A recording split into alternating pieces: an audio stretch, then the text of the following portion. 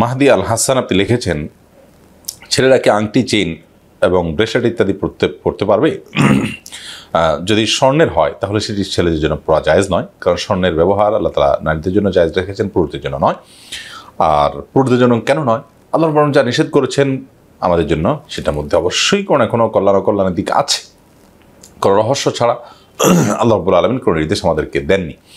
সেটা আমরা জানি বা না জানি, বুঝি কিংবা না বুঝি, আজ বুঝি কিংবা কিছুদিন পরে বুঝি। অতএব ছেলেদের জন্য স্বর্ণের কোনো গহনা ব্যবহার করা জায়েজ নয়, স্বর্ণের কোনো কিছু ব্যবহার করা জায়েজ নয়। আর আংটি যদি পড়তে হয় তাহলে সেক্ষেত্রে রূপার আংটি ছেলেরা পড়তে পারে।